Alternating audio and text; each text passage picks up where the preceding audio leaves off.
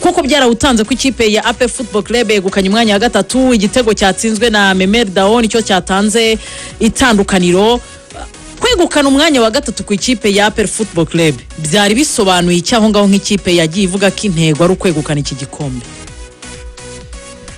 Yabisobanuye ko nyine amakosa yakoze kuri Al Hilal bagombaga kuyakosora, ndetse mwabonye yuko na 11 bari babanjemo kuri Al Hilal yarageje kubahindura. Benshi bati Nabil rwose waradoyemukiye, abangaba ukoresheje nibo wari gukoresha kuri Al Hilal kandi twari gukina neza cyane, tukareba uburyo twahanganira kugera ku mukino wa nyuma, ariko nyine barabyibagiwe basa nkaho babirenga, baravuga bati byabaye reka tureko twasova ibihumbi 10 by'idolari nabyo ni byinshi, ntitubabakane ngo tugire nta kintu dufite. Baje rero gukina nyine batsina igitego kimwe ku busa, ariko ikintu gikomeye Rigoga ndetse na Axel, ikipe ya APR ikintu igomba kukosora no kwigaho cyane ni ikintu kijyanye no guhusha. Ikipe ya APR niyo kipe ya mbere muri Sekafa Kagame Cup yahushije ibitego byinshi byari byabazwe. Ibyo ngibyo rero abatoza bakubwira yuko mu by'ukuri ari igihe nyine abakinnyi bagomba kumenyerana no kumarana kugira ngo icyo ngicyo kizakosoke, ndetse ariko kandi bakubwira ko ari n'umukoro w'abatoza, kuko n'Abanyatanzania aha ngaha barahubwira bati APR ni nzuri ariko banakosa mabao mengi sana, ariko bakubwira mu by'ukuri bakavuga yuko ngo barahusha cyane. Ntabwo nzi ikibazo bafite abakinnyi banyu, kuko ubona yuko harimo abakinnyi b'abahanga, abakinnyi ubona yuko nyine bari ku rwego rwiza ugereranyije nabo bahanganye muri Sekafa. Abakinnyi ba APR ukabonaga bari ku rwego rwiza, ariko barahusha cyane. Ntabwo nzi ikibazo bafite mu mutwe. Ubwo rero ni ukuza kureba nyine impamvu abakinnyi bahusha, ni ukuza kureba nyine ayo makosa yabayeho impamvu akorwa bakayakosora, ariko niba utayakosoreye muri Sekafa Kagame Cup sinzi ko uzakosora kuri Pyramide, sinzi ko uzakosorera muri shampiyona, kuko APR yagize pre-season nziza. Nabonaga bakarikeza bakora ama statistique y'umutoza Nabil. APR yagize pre-season nziza, ndetse n'umwaka ushize niko byari byagenze. Yakinye inyera y'abahizi, ikinye Sekafa Kagame Cup, yakinye imikino ya gishuti. Navuga yuko amakosa yakorewe muri iyi mikino agomba gukosorerwa muri shampiyona ndetse no kuri Pyramide ibategereje ku itariki ya mbere. Ubwo rero baratsinze begukana umwanya wa gatatu. Felicitation ku mwanya wa gatatu kuri APR. Hakurikiyeho kujya gutanga ibihembo muri rusange kuri hoteli imwe hanga mu mujyi wa Dar es Salaam, byo bari bise ngo ni Gala Dinner, ariko sinzi niba mwabonye inkuru Jado Dukuze yanditse kuri website ya APR ivuga ngo Sekafa yasabye imbabazi APR. Amakosa yabayeho ikipe ya APR yakinnye ku munsi w'ejo imaze gukina, bayimenyesha yuko ibihembo byose biza gutangirwa kuri hoteli. Babamenyesheje barababwira ati noneho turaboherereza invitation n'ama badges y'abakinnyi banyu n'abastaff banyu kugira ngo baze gufata imidari n'ibihembo. APR ko rero yabanje mu kibuga ifata imodoka isubira kuri hoteli yari icumbitsemo. Hanyuma Sekafa muri kakajagari kayo no guhindagura ibintu, barangije baravuga bati imidari igomba gutangirwa ku kibuga. Ntibamenyesha APR, kuko APR yavuye bamenyesha yuko iza kubikorerwa, iza kubihabwa kuri hoteli. Hanyuma batanga imidari, bahamagaye ikipe ya gatatu, APR irabura. Imidari ya APR barayibika. Hanyuma muri Gala Dinner niho bayibahereye, babasaba n'imbabazi, ari naho bahembeye Memer Dao nka MVP mukinnyi wirushanwa.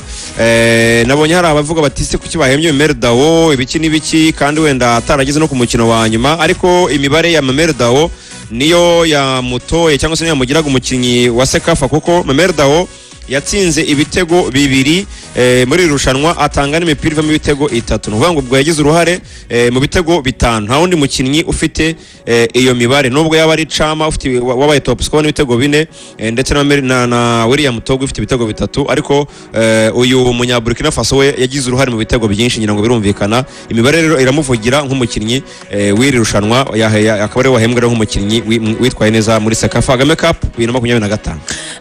Wenda mukanya ibijyanye n'imibare y'umutoza n'imikino yakinnye turaza kubigaruka nitumara kugusezerera, ariko kimwe mu bintu byagaragaye kuri APR atari no muri Sekafa gusa nahani Kigali mu mikino bakinnye, nukubona ikipe ya APR yasubiye inyuma mu mbaraga cyane cyane mu minota igana mu ya nyuma y'umukino. navuga ngo ni naho byavuye igitego cya KMC, ni naho byaturutse kuri Al Hilal. Nibura nyuma y'umukino nibyo babonye intsinzi none yo kuganiriraho, hari amadolari batahanye, umwanya wa gatatu nibura barawutahanye. Iyo assessment babigeze bayikora ngo barebe se turaza gukora iki ku bijyanye no kongerera imbaraga abakinnyi cyane ko bagiye kwinjira muri shampiyona no gutegura umukino wa Pyramide. Igihari rega amakosa gutsindwa, ngira ngo murabizi ko nyine na amakosa uba wakoze kugira ngo utsindwe match, ariko amakosa mbere na mbere yabaye nabiri. Irya mbere no sinzi niba Nabil ataramenya 11 be agomba kwizera neza, kuko 11 ba Nabil usanga atabahuza n'abafana kandi n'itangazamakuru twese tuba tubireba nyine twavutse ku cyapanze gutya atapanze gutya. Ariko amakosa yabaye kugira ngo batsingwe na Al Hilal ubundi nabiri no gupanga line up mu buryo bwo gushidikanya. Icya kabiri no gusimbuza nabi. Nabil ajya gusimbuza abafana umwuka wenda kuvamo, ukabona nyine atinda gusimbuza, none yanasimbuza ukabona simbuje nyine ibintu wowe utatekerezaga, kuko nko kuri Al Hilal yakuyemo Togwi akuramo na Memerda uyu nguyu abakoreramo icyarimwe, kandi icyo gihe ikipe zaranganyaga igitego kimwe, ubwo Al Hilal yamucurikiye ikibuga iramwishyura, imaze iramutsinda muri extra time, imaze kumutsinda kimwe ishyiramo n'icya gatatu, ibiti murangiza gutyo, kubera ko Al Hilal yo yari gifite imbaraga, ubona yuko banze no gutsimbuza kugira ngo banze barebe bya peri iri bukore. Navuga yuko rero shuwa za Nabil ikibazo zo gukemura cya mbere ni ukuza kumenya 11 banjye beza nabaye. Icya kabiri gusimbuza, nzajya nsimbuza ari uko byagenze gute, ari uko bimeze gute. Navuga yuko ariho amakosa yakoreye, niho yamubyariye nyine kuba yatsindwa muri kimwe cya kabiri. Ikindi aza gukosora ni ikintu kijyanye nyine no guhusha, kuko abakinnyi ba peri barahusha cyane. Ikindi nubwo yanakimbwiye no kubabwira nyine ntibasubiza amabari inyuma, kuko gusubiza amabari inyuma kwa peri we yambwiye yuko rwose atabikozwa, ngo ntagabishaka umukinnyi usubiza bari inyuma, ngo ashobora kuza gufata ibyemezo wajya usubiza bari inyuma akagukuramo agagirira abandi cyizere. Ubwo abakinnyi ba peri bagira izo defo zo gufata bari bayisubiza inyuma, ntabwo Nabil bazakorana ukuntu namwumvisha. Ubwo rero navuga yuko ari amakosa atarengane bagomba gukosora kugira ngo binjire kuri Pyramide bose babyumva kimwe. Ruvuye ariko waruvuze ku bakinnyi, wenda biravuga ko ari n'abakinnyi bashaka kuza gutakaza umwanya bari basanzwe babanzamo, kuko wenda nk'umufana wa Peri uri Kigali aravuga ati mu mikino y'ishuti ya Peri ntabwo yitwaye neza, batsinzwe na Polisi, banganya na Gorira, mu nkera y'abahizi basoza nta mukino mu by'ukuri batsinze, muri Sekafa ntabwo bageze ku mukino wa nyuma, birasa naho nyine atari byiza. Hari wenda imwe mu myanzuro ijyanye n'uburyo abakinnyi bagomba kujya bakinishwa, biravuga ko nka Mborenga rwose ashaka kujya banza ku ntebe y'abasimbura, n'abandi bakinnyi bashaka gutakaza iyo myanya. Byo hari icyo waba wabashe kubimenyaho muri iyo myanzuro n'ubundi iri kugenda ifatwa kugira ngo binjire muri shampiyona ndetse na Champions League bahagaze neza? Ntago mu by'ukuri hari icyo nabibashe kubimenyaho, kuko urumva hari ibiganirwa muri Reunion Technique, hari ibiganirwa hagati ya staff ndetse n'abakinnyi. Icyo gihe ntabwo abanyamakuru to twemerewe kujyamo, izo rwose iberi ni zandani numva nawe nkuko uzumva, ariko ndamutse njanga nkabihamya naba ndimo kubeshya abantu, ariko nkuko wabyumvise gutyo nanjye niko nabyumvise. Ariko navuga yuko ibyemezo byo bigomba gufatwa kugira ngo ikipe ya Peri igabanye gutsindwa cyangwa se igabanye amakosa ya hato na hato yagiye agaragara, ariko ntago najyanga ngo mbihamye rwose, ariko nabyumvise gutyo nkuko namwe mwabyumvise. Mbere ko tugusezerera kubaza kukirebana na Dauda Yusuf, kora ko yagize ku munsi w'ejo yagizemo ikibazo, ubwo update kubirebana na Dauda Yusuf. Ntabwo yavunitse cyane, Dr. Yejo yahoze avuga yuko ngo bidakanganye cyane, ngo aramutse yumva ananiwe kubera yuko urumva nyine bafite match n'ikipe ya Gicumbi ku wa 4 Nyamirambo, aramutse ananiwe bamuruhura, ariko nk'indi match bazakina yaba agaruka. Cyane urumva barimo barabara Pyramide nk'ubu ngubu kibahangayikije cyane ni uyu munya Burkina Faso Ouattara. Ouattara ntago merutse update, ariko mu by'ukuri Ouattara yahuye n'ikibazo gikomeye cyane rwara malaria, ariko noneho icyane gitangaje kirimo wenda Axel njye numva wisanisha n'iby'ubuzima, wowe uraza kubimenya unabisobanure n'abandi. Ouattara baragiye bamusangamo malaria, bakoze ibizamini bamusangamo malaria, noneho Ouattara bamuha imiti irimo na Quartem. Watara yayinywereye ahangaha imiti irashira, ariko noneho urabizi ko malaria wenda iyo unywe kwariteme umuriro ugenda ugabanuka, ahubwo kugira ngo Watara ugabanuke ukagenda wiyongera bamujyana mu bitaro by'ahangaha bikomeye. Urumva ahangaha ngira ngo hari bitaro nuko naho izina ry'ibyo bitaro, ariko bamujyanye n'ibitaro ngo bikomeye cyane. Consultation yonyine udafite ubwishingizi ngo ni $1,000. Baramupima basanga nta yindi ndwara afite, basanga ni malaria, ariko aho kugira ngo umuriro ugabanuke bakomeza bakabona uri muri yongera. So ni ikibazo gikomeye cyane rero.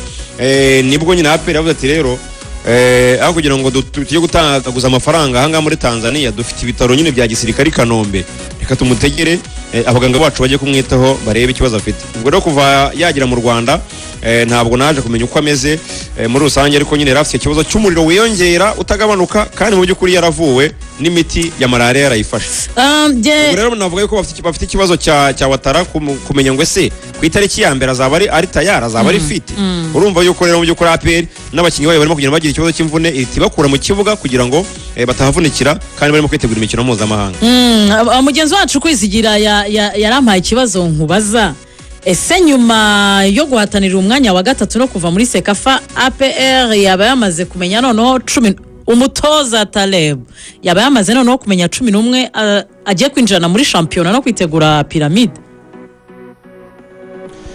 11 navuga yuko ku munsi w'ejo ngerageje kureba uburyo yapanze, ni nko kuvuga ngo reka nkosore amakosa nakoze ku munsi wo kwa gatandatu, kuko 11 namwe wenda mugende mumufasha, kuko 11 bagaragaye ba APR, noneho n'abanyamahanga bo biyongereye. Nabil agomba gukoresha nubwo wenda ari kuri pressure avuga ngo bagure undi muzamu, ariko mu gihe APR aramo kitaguze undi muzamu ni umuntu bita Mario n'ugomba kuzajya afata izamu rya APR. Muri defense ni Clement, ariko hagati ya Suwane na Yunus na Yunusu umutoza ngiye nabonye aprefera umuntu bita Yunusu. Kugezaho Suwane amutekereza nka squad player ushobora gufasha yego muri defense, ariko agashobora no gufasha muri holding midfielders mu gihe abo akoresha baba badahari, kuko nabonye akunda kumushyira cyane cyane bijyanye n'uburyo umukino urimo kugenda n'abakinnyi afite. Ariko defense ye ya Yunus na Clement mbona atazayikoraho.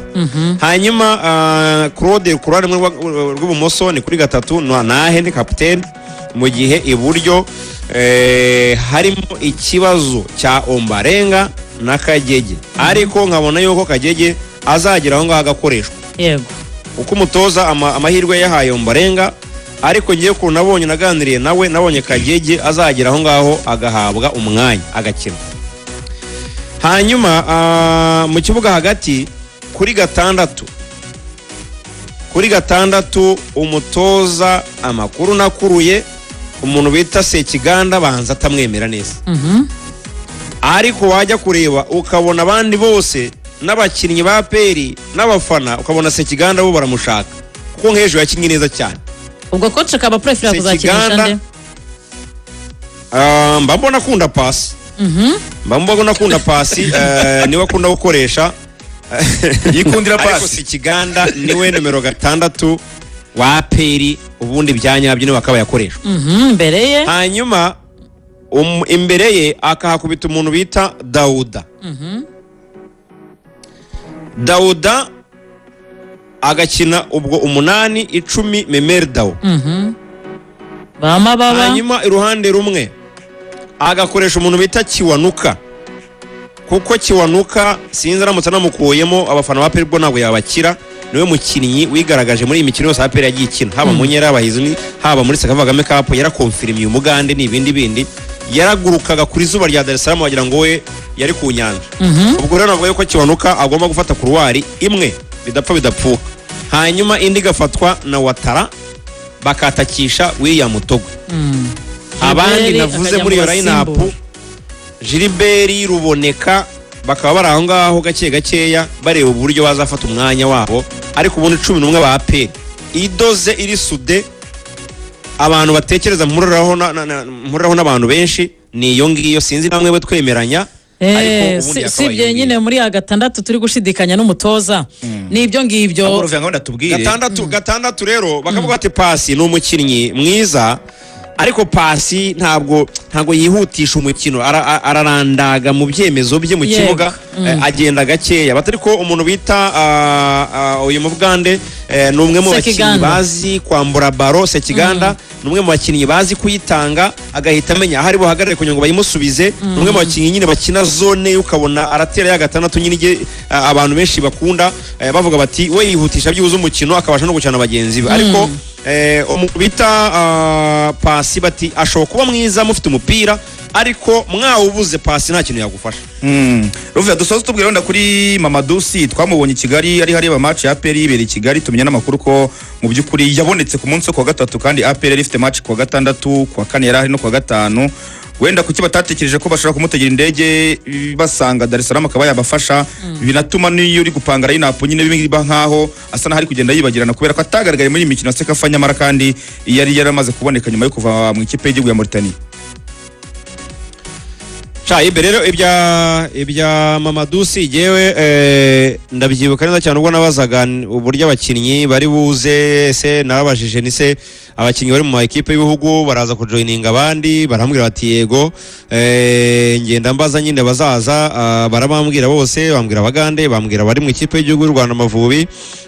Mbaje Mamadou Sy barambwira bati Mamadou Sy azahagera i Kigali ku wa gatandatu, kandi ku wa gatandatu nibwo tuzakina na Al Hilal. Umukinnyi rero wahageze uwo munsi nta mu by'ukuri kumuzana nta kintu ananiwe yakoze ingendo z'indege nta kintu yabaje kugufasha. Finali niyo kuwa mbere kandi umwitozo ubwo yaza aramutse aje tuvuge ngo ageze ku wa gatandatu i Kigali ateze indege, umwitozo